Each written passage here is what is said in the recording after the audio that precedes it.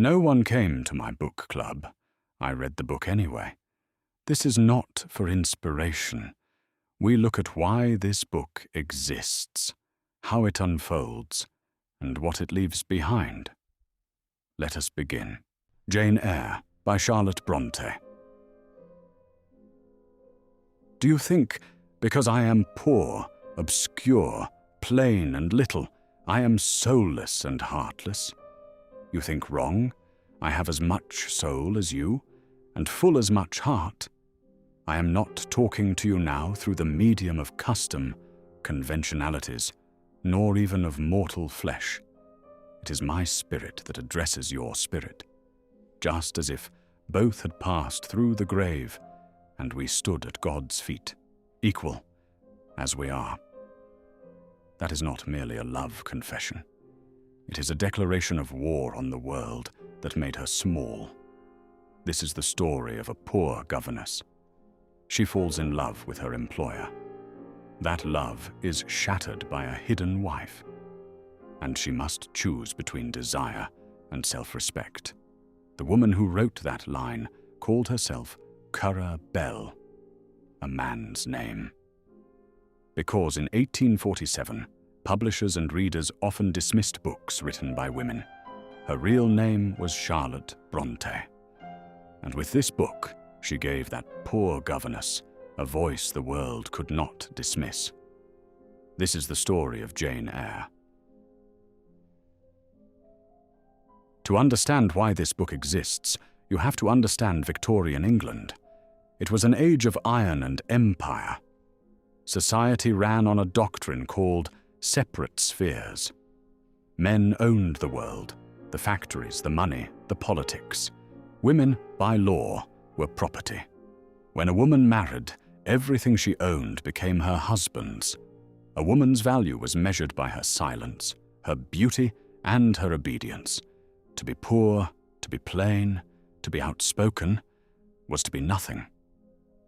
Charlotte Brontë knew this world intimately. Charlotte was the daughter of a poor country clergyman. She and her sisters were sent to a charity school for clergymen's daughters. The conditions were brutal. Cold, starvation, and cruelty were the curriculum. The damp and the hunger killed her two eldest sisters, Maria and Elizabeth. They were 10 and 11 years old. Charlotte survived, but she never forgot watching her sister die in a cold room, punished for being poor. She saw how the world crushed the weak.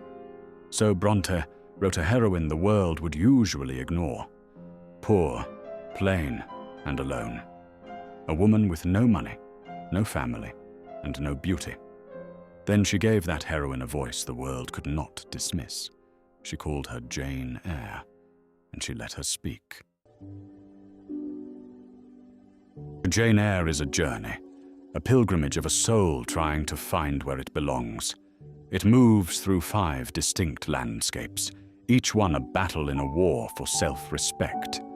And in each place, Jane encounters a different answer to the same question: how should a person live? It begins with a 10-year-old girl, hiding behind a curtain, reading a book.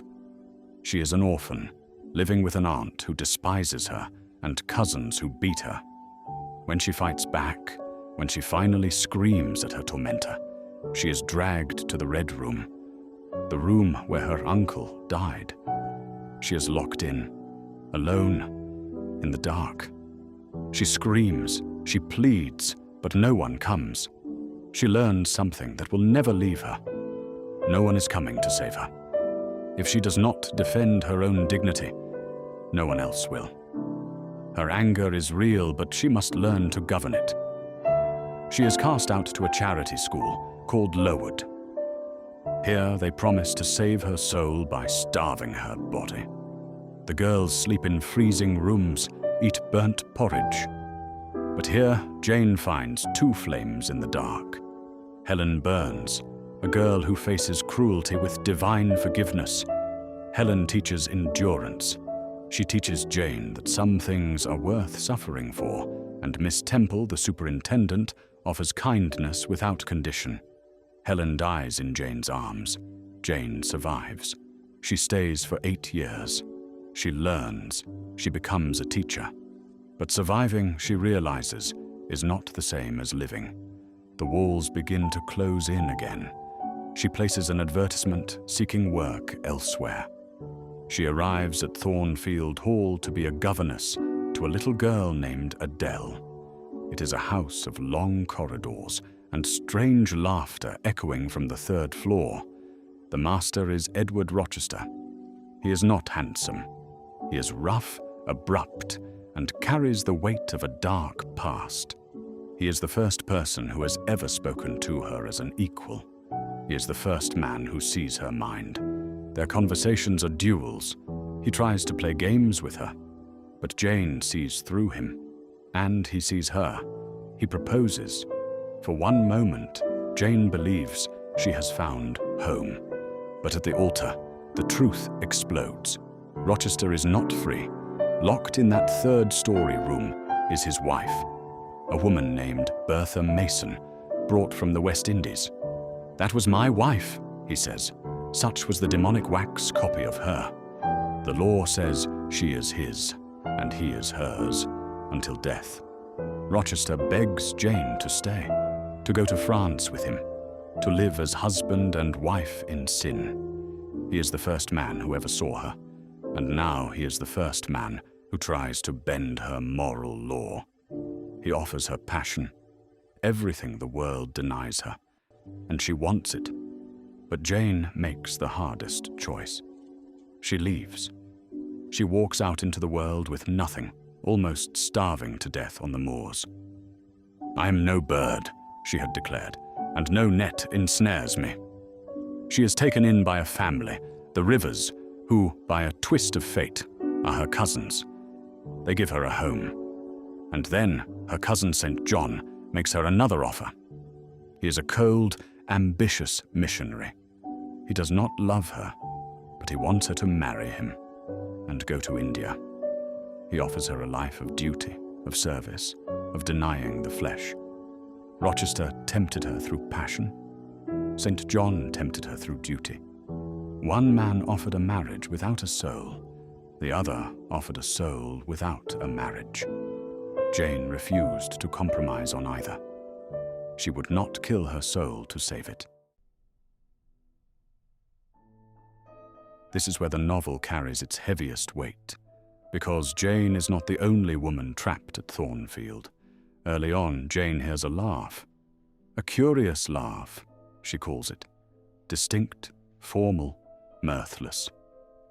Bertha Mason, the mad wife in the attic, is Jane's dark double. She is everything Jane could become if she let her passion consume her. Bertha is pure, unchecked desire. She is the fire that burns down houses. Jane demands a world where souls are equal. She refuses to be a mistress. Laws and principles, she tells herself, are not for the times when there is no temptation. But her happiness, in the end, depends on Bertha's death. Bertha sets the house on fire and jumps, freeing Rochester. Jane gets her happy ending, yet the ending depends on the silence of another woman, Bertha Mason, whose story the novel can only hint at. Jane, Jane, Jane. The call comes across the moors, a cry that somehow bridged the miles between them. She returns. She finds him blind, his hand severed, humbled by the fire. The novel leaves it mysterious whether the call was supernatural or something else, but Jane experiences it as a summons. She goes to him, not as a dependent, not as a sinner, but as herself, with money of her own, with a will of her own. When the book appeared in 1847, it was a sensation. Critics called it coarse and unfeminine. The public devoured it. In the 20th century, it became a foundation text for feminism, the story of a woman finding her voice. But later, readers began asking a different question. What about Bertha? What was her story? In 1966, John Rhys answered. She wrote Wide Sargasso Sea, giving Bertha, renamed Antoinette, a voice, a past, a soul. She showed the girl from Jamaica, driven mad by a cold Englishman who locked her away. Jane Eyre changed literature. It gave us the first intense portrait of a woman's inner life, her anger, her desire, her moral struggle. It forced a society that wanted women to be silent to hear one voice, clear and true, refusing to be silenced. But it also leaves us with a question. Whose voices are we still not hearing? She began locked in a red room, a child screaming to be heard. She ends with the simplest, most radical statement in English literature. Reader, I married him. Not he married me. She is the one who chose. The world told her she was nothing. She answered with her soul. And the soul, as she proved, has no master.